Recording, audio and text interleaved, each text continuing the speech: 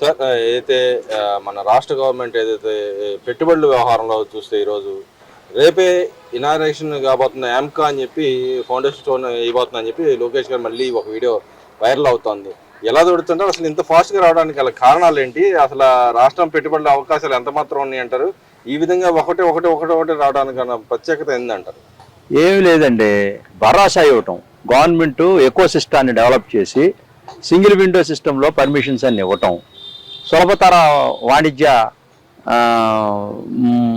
సిస్టమ్ని పెంచటం, inside trading, speed doing business, self sustainability, self finance, ఇవన్నీ కూడా అందరికి నచ్చినాయి. సో అందరు నచ్చినాయి కాబట్టి ఈ ప్రాంతంలో గవర్నమెంట్ పూర్తిగా సహకరిస్తుంది కాబట్టి, వాళ్ళకి రాయితీలు ఇస్తుంది కాబట్టి, అందుకని ఆంధ్రప్రదేశ్ వైపు చూస్తూ ఉన్నారు. వై? బికాజ్ చంద్రబాబు నాయుడు గారు ఏ విధంగా అయితే హైదరాబాద్ హైటెక్ సిటీగా డెవలప్ చేయడం కోసం చేసినటువంటి ప్రక్రియలో భాగంగా ఆంధ్రప్రదేశ్లో కూడా అట్లానే ఆకర్షింపబడుతూ దేశ విదేశాల నుంచి పెట్టుబడిదారులు వలస వస్తూ పరిగెత్తుకుంటూ ఆంధ్రప్రదేశ్ చూస్తూ ఉన్నారు.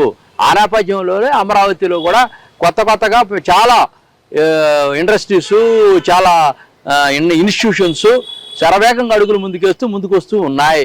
ఆ నేపథ్యంలో భరోసాతో నారా లోకేష్ గారు అసలు మనం చెప్పలేనన్ని ఇన్స్టిట్యూషన్స్, మాట్లాడలేనటువంటి ఆ భాష పదజాలం చాలనటువంటి సంపద, అంటే ఏ విధంగా అంటే ఎన్ని ఉద్యోగాలు అంటే ఇదివరకు 20 లక్షల ఉద్యోగాలు అనుకుంటే ఇప్పుడు 23 లక్షల ఉద్యోగాలకు వెళ్ళిపోయింది. వచ్చే మార్గాలు కనపడతా ఉన్నాయి. అదే నేపథ్యంలో విశాఖపట్నంలో కూడా ఎకో సిస్టమ్ను డెవలప్ చేశారు. మీ అందరికి కూడా తెలుసు ఏ విధంగా లుల్లు మాల్ కానీ, బేకర్స్ కానీ, అదేవిధంగా మన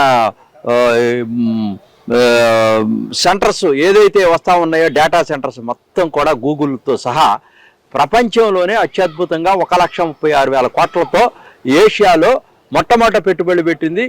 మరి మీ అందరికి కూడా తెలుసు.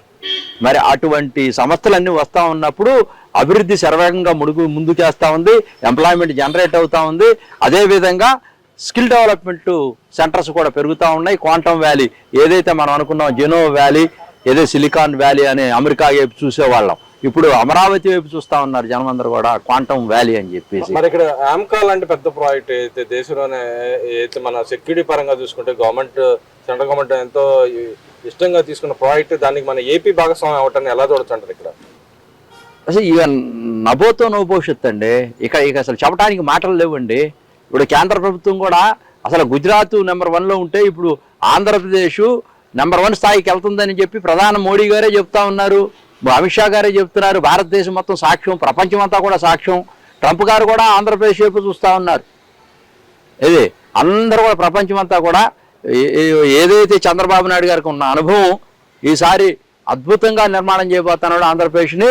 ఇక జీడిపి వ్యవహారంలో భారతదేశంలోనే నెంబర్ 1 స్థాయికి వెళ్ళేటువంటి పరిస్థితులకి తీసుకొచ్చారు. కానీ ఇక్కడ శైలజానాథ్ గారు నిన్న మాట్లాడుతూ ఉన్నాడు, ఏదైతే ఆంధ్రప్రదేశ్ అప్పుల రాష్ట్రంగా కుప్పలుగా మారుస్తూ ఉన్నాడు, కంపల్సరీ వైట్ పేపర్ రిలీజ్ చేయాలి, అసెంబ్లీ పెట్టారా, ఇప్పుడు అర్జెంటుగా అసెంబ్లీ పెట్టి దాంట్లో ప్రకటించాలని చెప్పి అడుగుతా ఉన్నాడు.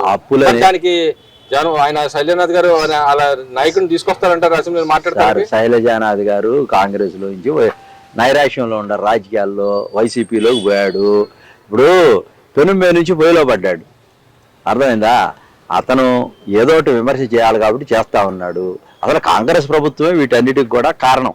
అసలు గతంలో ఉన్నటువంటి కాంగ్రెస్ ప్రభుత్వాలు వీటన్నిటికి కారణం. ఈ రోజున ఆయన ఏదో విమర్శ చేశాడని దాని గురించి పెద్ద చర్చించాల్సిన అవసరమే లేదు. అప్పులు అనేది కాంగ్రెస్ ప్రభుత్వం దగ్గర నుంచి ఇప్పటిదాకా వైఎస్ఆర్ ప్రభుత్వంలో కూడా 8 లక్షల కోట్ల రూపాయలు అప్పులు చేశారు. ఆ అప్పులు తీర్చడం కోసం ప్రతి నెల చంద్రబాబు నాయుడు గారు 5,700 కోట్ల రూపాయల అప్పు ప్లస్ వడ్డీ తీరుస్తా ఉన్నాడు. నాయకుడు శ్వేత్ వచ్చాడండి మరి విదేశాల నుంచి, ఇప్పుడు తీసుకొచ్చి మరి అసెంబ్లీలో కూర్చోబెడతాడంటారు ఈసారి? ఎవరిని సార్? ఆ నాయకుడు జగన్ గారు విదేశీ పర్యటన ముగించుకొని వచ్చాడు కదా, శ్వేత్ వచ్చాడు కదా, మరి ఇప్పుడైనా వచ్చి కనీసం పార్టిసిపేట్ చేస్తారంట అసెంబ్లీలో? ఆయన పలాయనం చిత్తగించాడు ఉత్తర కుమారుడు ప్రగల్భాలు పలుకుతున్నారు. అవన్నీ సాధ్యమయ్యే పనులు కాదు. వాళ్ళు అసలు రాజకీయాన్ని వదిలేసుకున్నారు. కేసుల కోసం ఉన్నామని చెప్పి క్యాడర్ నిరాశ నిస్పృహలకు వెళ్లకుండా ఉండటం కోసం మేము ఉన్నామని చెప్పి అప్పుడప్పుడు వచ్చి బెంగళూరు నుంచి స్టేట్మెంట్లు ఇచ్చి పోతున్నాడే కానీ అతనికి ఆశ ఎక్కడా లేదు. నిరాశాజనకంగా ఉండాడు రాజకీయాల్లో. మరి కాకపోతే రాజకీయాల్లో లేనంటే లోనేస్తారేమో లేకపోతే కేంద్ర ప్రభుత్వంలో ఉన్నటువంటి కేసులన్నీ కూడా జైలుకు రమ్మంటారేమో, లేకపోతే కోర్టులకు రమ్మంటారని అవి తప్పించుకోవడం కోసం అప్పుడప్పుడు వచ్చి స్టేట్మెంట్లు ఇచ్చి వెళ్తా ఉన్నాడు, మభ్య పెడుతున్నాడు. వైఎస్ఆర్ పార్టీ కార్యకర్తలు అందరూ తెలుసుకోవాల్సింది ఏంటంటే నాయకులంతా అది మునిగిపోయినటువంటి నావా, మీరు కూడా దాంట్లో మునిగిపోతారు, తస్మా జాగ్రత్త. మరి ఈరోజు చూసుకుంటే అయితే పేర్నేని నాని గారు మాట్లాడుతూ ఉన్నాడు, అయితే చంద్రబాబు నాయుడు గారి ఇంటికి అను ప్లస్ మన పవన్ కళ్యాణ్ గారి ఇంటికి వెళ్ళిన దాన్ని కూడా ప్రధానమంత్రి గారు అయితే దాన్ని కూడా విమర్శిస్తూ ఉన్నాడు. దాన్ని ఎలా దొరుకుతుంటారు? ఏమంటే పేర్లు నాని నిరాశ నిస్సులతో ఉన్నాడు. ఇప్పుడు ముఖ్యమంత్రి, ఉప ముఖ్యమంత్రి, బాధ్యత కలిగిన లోకేష్ గారు ప్రతి నిమిషం వాళ్ళకి ముఖ్యం ఈ రాష్ట్రాన్ని అభివృద్ధి చేయడం కోసం. వాళ్ళు ఎట్టా ప్రయాణం చేస్తున్నారు, ఎట్టా వెళ్తున్నారు, ఎట్టా రావట్లేదు, ఇది పొదుపు చేయట్లేదా అని ఒక అభియోగాలు మోపుతా ఉన్నాడు. అదన్నీ కరెక్ట్ కాదు. ఇవన్నీ మానుకోవాలా. పేరు నాని గారు, మీరు కూడా రాజకీయాల్లో పూర్తిగా మునిగిపోయారు, అప్పుడప్పుడు వార్తల్లో లేకపోతే గమనించరని చెప్పి మాట్లాడుతూ ఉన్నాడు. నువ్వు పిలిచిన వాటికి పిలవని వాటికి నువ్వు ఎక్కడికి వెళ్తున్నావు అంటే పెళ్లిళ్ళకి వెళ్తున్నావు, అటు వెళ్తున్నావు, ఇటు వెళ్తున్నావు, పొదుపు చేయకుండా కార్లు వేసుకుని వెళ్తా ఉన్నావు. ఇవన్నీ కూడా తగ్గించుకుంటే మంచిది పేరు నాని గారు అని కూడా ఈతో పలుకుతున్నా. అంటే ఇవాళ మరి ప్రధానమంత్రి గారు నిన్న అయితే పిలుపునిచ్చారు, దాని భాగంగా ఆయన రెండు వెహికల్తో వెళ్ళిన పరిస్థితి. ఇవాళ చంద్రబాబు నాయుడు గారు కూడా ఆయన వెహికల్ 4 వెహికల్తో వెళ్ళిన పరిస్థితి. మంచిది సార్. ఎలా చూడొచ్చు? మంత్రులు కూడా ఈవెన్ కంబైన్డ్ గా అసలు ఇది ఎప్పటి నుంచో చేయాలి సార్. ఈ భారతదేశంలో లేనిదే క్రమశిక్షణ తీసుకురావాల్సిన బాధ్యత మోడీ గారి మీద చంద్రబాబు నాయుడు గారు అతి వేగంగా. ఇక్కడ ఏదో ఉపద్రవం వచ్చేసిందని కాదు, ఒక ఇండికేషన్ పెట్టుకొని అందరూ కూడా పొదుపులో ఉంటే రేపు రాబోయే రోజుల్లో మనకి క్రూడ్ ఆయిల్ కానీ మన పెట్రోల్ గ్యాసులు కానీ నిల్వలో 80 రోజులే ఉన్నాయి కాబట్టి పైనుంచి వచ్చి తగ్గుతున్నాయి కాబట్టి మనం కొంచెం బయోగ్యాస్ వైపు వెళ్ళాల్సినటువంటి బాధ్యత కూడా మనకు ఉంది. ఆ విధంగా కూడా శరవేగంగా అడుగులు ముందుకేసి గవర్నమెంట్ గ్రామాల్లో, విలేజ్ల్లో, నగరాల్లో కూడా పెట్టాల్సిన బాధ్యత ఉంది.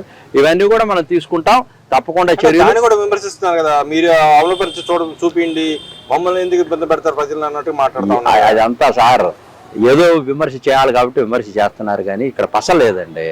ఏడు తప్పకుండా మనం వాస్తవ విషయాలు చెప్పుకోవాలా.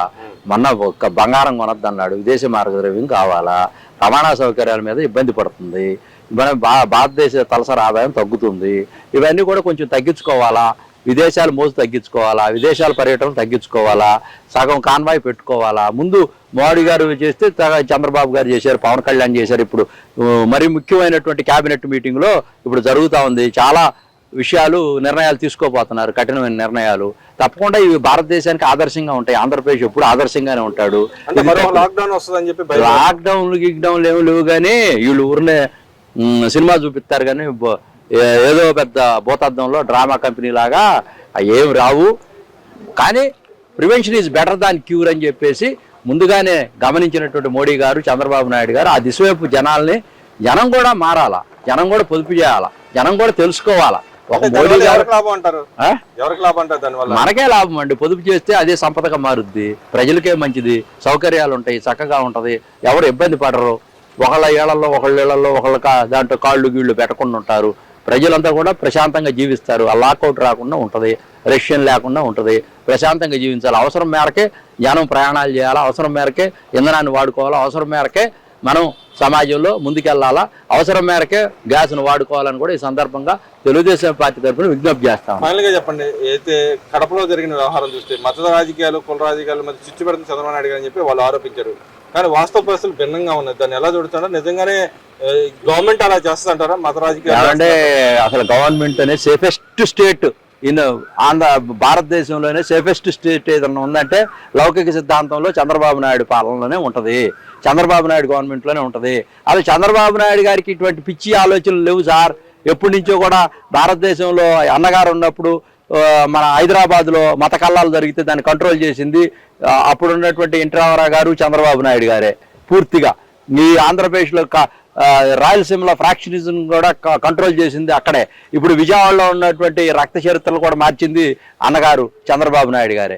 ఇటువంటి వ్యక్తులు ఎక్కడన్నా ఫ్రాక్షనిజాన్ని చేస్తారా? లేకపోతే బాబాయిని గొడ్డలతో చంపి అది ఆత్మహత్య అని, లేకపోతే గుండెపోటను, లేకపోతే గులకరాయి వేసుకొని కత్తితో పొడిపించుకోను ఇటువంటి చేసి జైలుకి వెళ్ళి డబ్బులు అక్రమంగా సంపాదించినటువంటి వ్యక్తులు చేస్తారా? ఇది తెలుసుకోవాలి ప్రజానీకం తప్పకుండా.